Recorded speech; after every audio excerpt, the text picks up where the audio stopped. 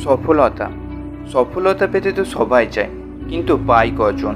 মানুষ কাজ শুরু তো করে, কিন্তু শেষ করে কয়জন? সফলতা পাওয়ার জন্য আপনাকে সম্পূর্ণ আলাদা একটা মানুষ হতে হবে, যে মানুষকে থামিয়ে রাখা অসম্ভব হয়ে উঠবে।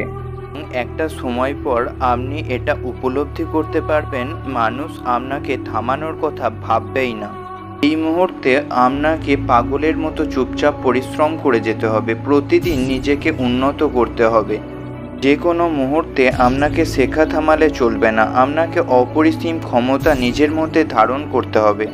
পরিশ্রম করলে আপনি সফল হবেন, আর না করলে ব্যর্থতার সম্মুখীন হবেন। একটা কথা বলে রাখি, গাধা পরিশ্রম করে 18 ঘন্টা, আর সিংহ ঘুমোয় 18 ঘন্টা। তারপরেও সিংহ কিন্তু বনের রাজা। অর্থাৎ কেবলই পরিশ্রম করলেই চলবে না, আপনাকে বুদ্ধির সঙ্গে পরিশ্রম করে যেতে হবে। কম সময়ে কিভাবে বেশি কাজ করা যায় সেদিকেও নজর রাখতে হবে। এই এত কিছুর পরও আপনাকে আপনার শরীরের কথা ভুলে গেলে হবে না।